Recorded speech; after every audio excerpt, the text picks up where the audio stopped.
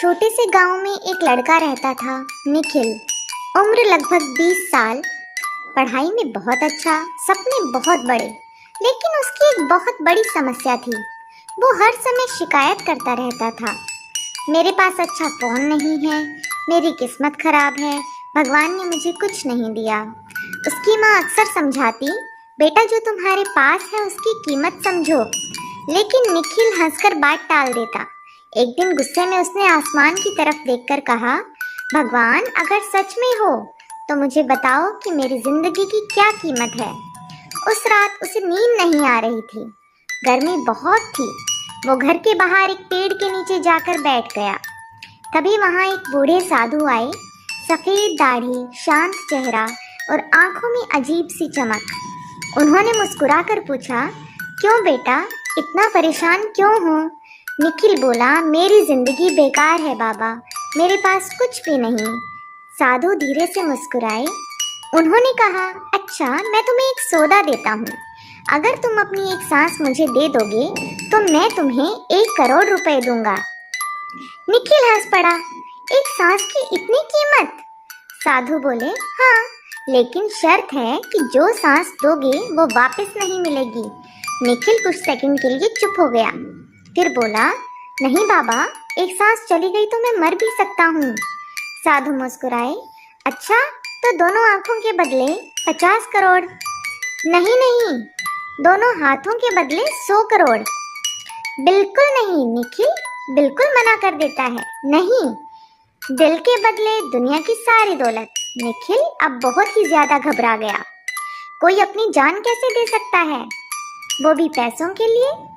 तभी साधु की आवाज गंभीर हो गई। उन्होंने कहा, तुम जो रोज भगवान से शिकायत करते रहते हो, जिस शरीर की कीमत तुम अरबों रुपए में भी नहीं लगा सकते, उसे तुम रोज बेकार कहते हो। निखिल चुप हो गया, उसकी आंखें झुक गई। साधु ने आसमान की तरफ देखते हुए कहा, बेटा, दुनिया में सबसे अमीर इंसान वो नहीं जिसके पास पैसा है।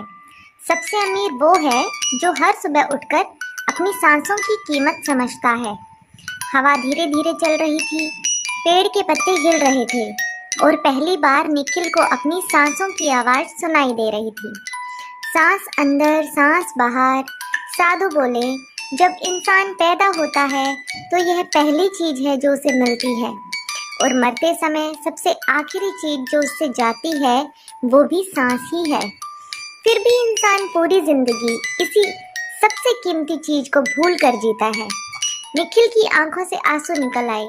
उसने धीरे से पूछा, बाबा अगर जिंदगी इतनी अनमोल है तो लोग दुखी क्यों रहते हैं? साधु मुस्कुराए, क्योंकि लोग जीना भूल गए हैं। क्योंकि लोग जीना भूल गए हैं, वो कल की चिंता में आज की सांसें खो देते हैं। जबकि सच्चाई ये है, जिस इंसान की सांसें चल रही हैं उसके पास उम्मीद अभी भी जिंदा है। इतना कहकर साधु उठे और धीरे धीरे अंधेरे में चले गए। निखिल कुछ देर वहीं बैठा रहा, फिर अचानक उसे एहसास हुआ वो साधु कहाँ से आए थे। वो भागकर इधर उधर देखने लगा, लेकिन वहाँ कोई न था। सिर्फ हवा चल रही थी और दूर मंदिर की घंटी बज रही थी। उस दिन के बाद निखिल पूरी तरह बदल गया। अब वो हर सुबह उठकर सबसे पहले मुस्कुराता, गहरी सांस लेता और भगवान को धन्यवाद कहता, क्योंकि उसे समझ आ चुका था, जीवन की सबसे बड़ी दौलत पैसा नहीं, चलती हुई सांसें हैं।